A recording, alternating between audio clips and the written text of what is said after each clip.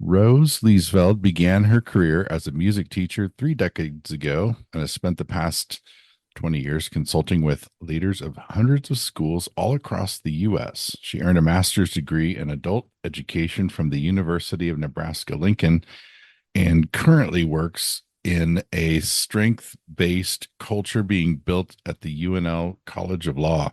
Rose, welcome to the podcast. You. Appreciate it. Tell us about your journey into the world of strengths and what you do with it today. Wow, that's a big question to start with. I worked at Gallup for 32 years, and I was fortunate to be a person who got to learn under Don Clifton, who is the father of strength psychology, and he really created an environment. At that time it was called SRI, Selection Research Incorporated, later become Gallup when they acquired Gallup. And Don was just an amazing human being in terms of concepts and big overall thoughts that really created paradigm shifts. And so I got to be under that kind of really a strengths based organization before the tool of the Strengths Finder, the assessment, was even created. And so it was really a whole lot of years. I believe I was there 15 years when I started with when they started with developing the Strengths Finder. And I had told Nick that I was one of the guinea pigs that we took it a few times to be able to figure out that calibration and all the things I don't really understand as because I'm not a researcher, but I did understand that it had some amazing ability to predict what your strengths were and how you use them and how you could use them to really create positive change. And so I worked there for 32 years. I retired a few years ago and decided I wasn't really done and just put out my shingle and called it Liesveld Strengths because, that's such a unique name.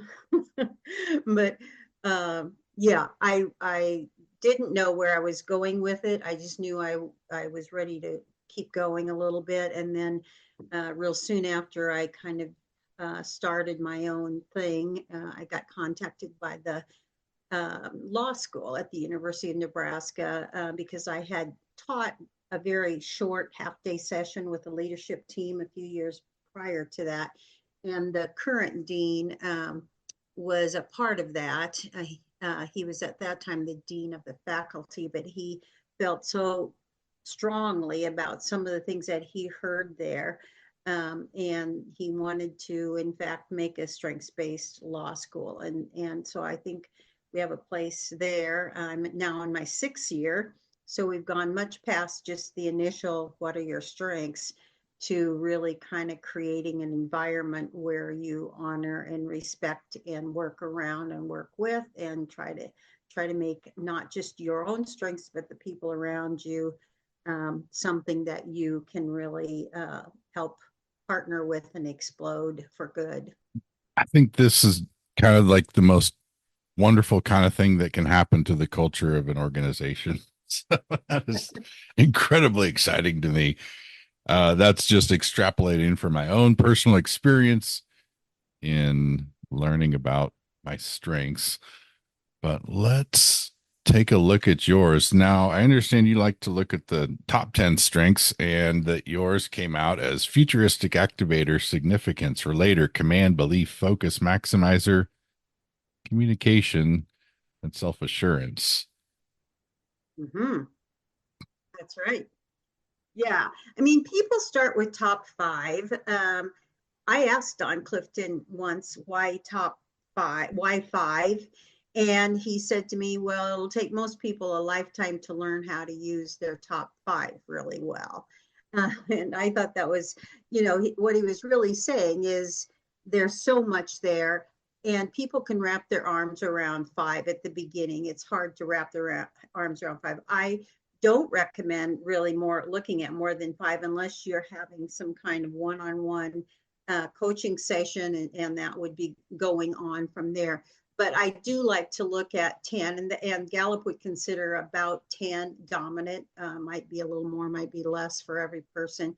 But I do like to look at top 10 because I think that really gives a full picture of who you are. And the numbering of those strengths 1 through 10 is not as important as most people want to make it. People will say, well, that's just my number 6. And I want to say, you know what, your number 6 may feel almost as strong as your number 1 sometimes. So, yeah. Hmm. Now we have Futuristic and Maximizer in common. And I have thought sometimes that if people have a few strengths in common, maybe that lets them have some affinity for each other, perhaps. And that then, like, first, I think what's the saying is kind of like focus on your strengths, manage your weaknesses as necessary. Mm-hmm. And like if I find myself in a situation where I need some command or some focus, like being around somebody that has that in their top, my guess is that that might help facilitate me developing those strengths to like be able to see it in action around somebody else. So I'm kind of imagining like sort of a just peer mentoring almost just around the way in which we all have different strengths and we're all going to run into circumstances where we may need to develop some strengths intentionally due to the circumstances in which we find ourselves if there isn't yeah anyway, yeah, so that's kind of yeah, this how is it Yeah. described in the official mentor mentee kind of relationship? There's this notion of generativity, and I think it's seen as passing on like the wisdom of one generation to another, but I Mm-hmm. think there's also this sense in which we like have a desire to help draw out and build up the good or the strengths that we feel in others. So I'm guessing that you with 6 years of seeing it in practice, like intentionally in an organizational setting, you've probably witnessed some of that, maybe like a peer mentoring dynamic. Maybe some are more like mentor mentee. Like, how is that the case? Do you see those things playing out sort of like in that peer to peer way, mentor to mentee? What does it look like in action? Sure. That's a great question. In action, I think it really means partly, I mean, the first step is always helping another person see their strengths in themselves, and especially when they're at their best. So, a mentor's job in terms of strengths is often capturing signs and evidence, whether that may be what a person says or what they do. But it's kind of being a sleuth and finding those strengths in that person.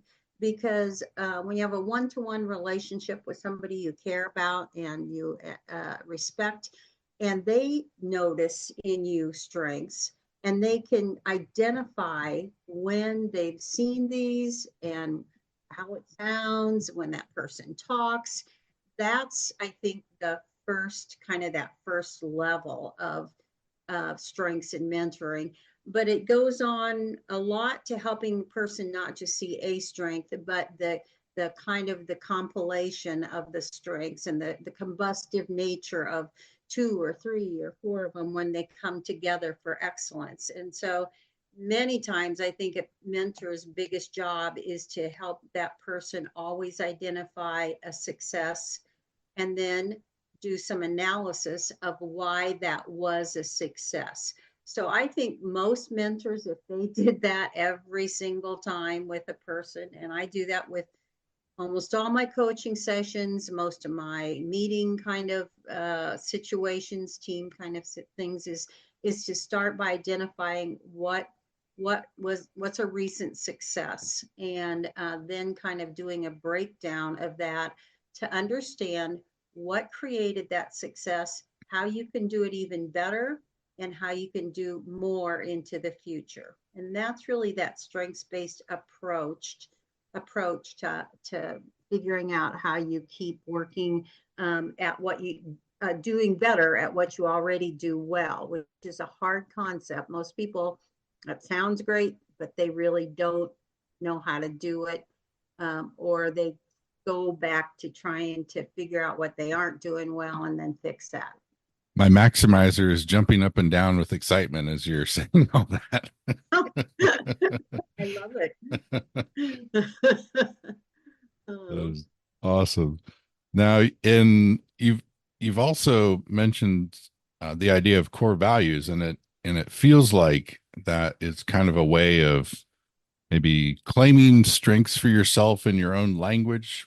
Perhaps so you mentioned faith, family, aesthetics, control, and relationships.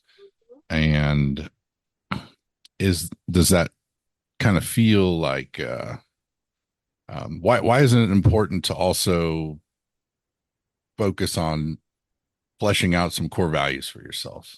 oh, I'm that's a great question. And I would personally say that the single most important thing to understand what your strengths look like and how they're going to be used is to understand them through the lens of your core values. Now, everybody has values, but when you think about what are some of those things that are just super important to you, that you spend your time on, your money on, that you have passionate about, that you're loyal about, I think it's really important, especially people who have high belief in their profile, but anybody, to take a minute, and you can Google and find a list of values anywhere, nothing's magic list, but take that and take some time, you know, try to figure out your top 10 might be. And of course, this is subjective, because nobody can tell you what they're, well, they probably can help you understand. But I think unless you look at a lot of values, for instance, one of mine is aesthetics. And I would have had somebody just said, what are some things you value? I don't know that I would have ever said that. I might have said faith and family, maybe relationships, but aesthetics, even, and control was kind of that way too, is actually a real big one for me. What I would say about values relative to strengths is that I don't think you can align them totally with each other. In fact, I would say you can't, but you can use your lens to see about the lens of the values to understand your strengths better, and vice versa. I think you can use strengths to understand your values better. And I that is a to me so important to understand how they come together. I would say that many times they do have they you can figure out how they fit together. You know, my faith and my belief are both kind of come out of that belief theme that I have. Aesthetics, I think, is out of belief and significance, probably futuristic. Control, probably out of command, maybe significance, relationship. But I wouldn't recommend you trying to figure out what strength matches up with it. That doesn't really matter that much. I'm not saying you can't think about it, but I think it's more important just to understand how they play out and what difference they make with it. It seems like one of your core values, aesthetics, doesn't quite exactly match up with some of the strengths, but you mentioned that you were a music teacher, so that aesthetics like jumps out like right there. What has aesthetics meant over your life, and like how do you currently cultivate aesthetics as a value? Yeah, that's a great question. I like the last part of that especially. Um, I didn't really know if I wanted to claim that as a value, but I knew it was because it seemed a little oh, I don't know, a little too outward focused. And then I started to understand that much bigger picture of it when I understood that one of my strengths is belief, that I align strengths, how things, nature creates things a lot with my personal faith. But I also knew that my aesthetics aligned a lot with my theme of significance, how I wanted to be seen, how I wanted people, how I wanted to be, create environments that are inviting, that people enjoy. Probably one of my favorite things is when people say they don't want to leave my house when they're here because it feels comfortable to them. So I think that all ties in. I realized that it was a little more altruistic sometimes than I gave it credit for. But your last question, Nick, is so good. How am I cultivating that? Um, Gosh, I love that question. I may have to take a rain check on it, but because I don't know that I think about that very much, and I think I probably should. Um, but I think maybe the way I cultivate it is I give it time. I I in my days, often part of my day is in some way or another, probably you could kind of connect with aesthetics or my value for aesthetics. I'm a master gardener. I have a large yard and a garden. I like all of that. And so, in particularly in growing season, my calendar has space on it every day for some kind of upkeep and creation that way. Yeah. I hope that helped. Yeah, yeah, I love that. Thank you so much. Yeah, I'd kind of combed through some of the various well-being models out there. Gallup, Martin Seligman as PERMA. Mm-hmm. Surgeon General has an interesting framework for well-being at Hmm. work. I saw another one I saw recently was there's 5 keys of well-being that they're using out of, I believe it's the Well-being and Equity Initiative partnership with Florida State, and they're applying it in uh, prisoner reentry. There's a Oh, well-being framework that's pretty beautiful. Corey Keys, he has a like 5 vitamins of well-being, and I tried to like take it all in and boil it down, and come up with a an easy way to remember like the contours of well-being. Um, so when you said aesthetic experience, it sort of uh gave me a good feeling because I have that as one of the central elements of well-being. So I love my that. yeah, my short list of the condensed version of all the well-being frameworks is happy life is the acronym, and it's health, aesthetic experience, play, pleasure, yes saying, life, the web of. So your gardening like touches on that and the beauty of nature. Information is shorthand for the goodness of knowledge and lifelong learning. Friendship, I think of like a spectrum from like total stranger but positive social interaction to like deep friend, and then like engagement, that absorption flow or being in the zone. So so many of yours were like about meaning and purpose, and I would say like on the that friendship spectrum and aesthetic experience.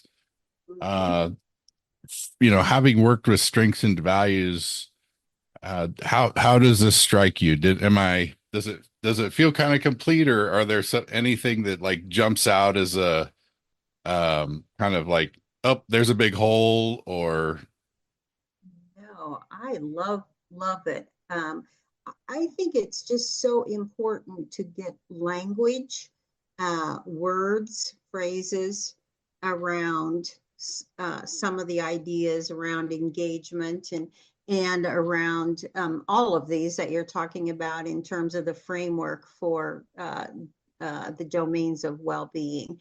And I think it's actually really good. I love the uh, yes saying. That's probably the one I love the most, meaning Mm. and purpose. What values do we say yes to? Um, Man, if we could figure that one out alone, I think we'd have a lot bigger well-being going on in the world. But yeah, these are like, who wouldn't want to say those are the most important? But personally, I love it that you do have as part of that the aesthetic experience in there, and all of that. So yes, I think it's great, and I love the language. Again, if I would just encourage people to get words into your life. Um, my when my grandkids were little, and they would kind of whine and cry, and they wanted something, and but they were kind of more whiny, and my son or daughter-in-law would say to them, use your words.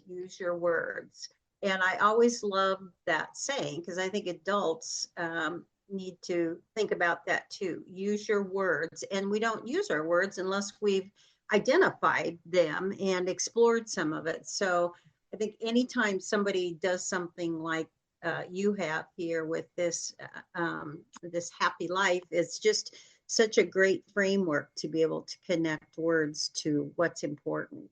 Well, thank you for taking a look at that. I appreciate that. We've talked about what you're doing with strengths, what your strengths are.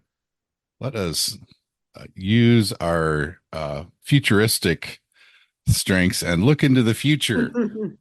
Where is this going? Maybe with, in your own life with strengths and with the College of Law, Mm-hmm. um, and maybe just how do you see the world of well-being research and its application in the world, it, even bigger picture.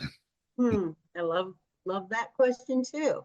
Um, yeah, my futuristic is probably one that I uh, have a lot. I have learned. I'm 73. I've learned that it's hard to figure out futuristic. It's harder to figure out futuristic for me as I get older. And I think that's a big challenge. I think in generally as people age, thinking at the future. But if you're a person who's always framed everything by pictures of the future, you realize your time is shorter, and you think about what kind of picture can I frame now. So I have spent I read someplace, and this sounds a little bit morbid maybe, but it's not actually. The thought of as you get older, how much can you paint a picture even of death? um, uh, so hang on, because I know it sounds pretty morbid, and of course we can't decide how, when, where we'll die. But we can think a little bit about the how, maybe, how in terms of how we're going to think about it, what's important to us at the end, all those kind of things. So I have used futuristic more than you think. My husband, late husband, died about 9.5 years ago. Not that I'm still counting by months, Mm, and it was a very unexpected death, mm, and so I used to say sudden and unexpected, and then I realized those are probably the same thing. But yeah, he totally was not in the picture at all. That he would, and he was only 64. I was mm, 63. So I all had lots and lots and lots of pictures of the future, and he was in most of them. mm, So what I would say a lot of times with futuristic is you have to be able to reframe them.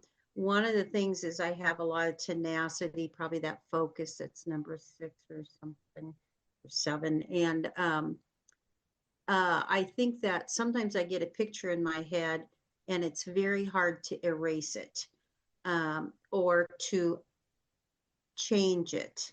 And so one of the things I think I've learned that I have to be a little bit, have a little bit more adaptability, even on small things, but certainly that taught me. I had probably been a widow for maybe 6 months, and I took a piece of paper out. It was the first time I remember I was on the plane because I went someplace for work.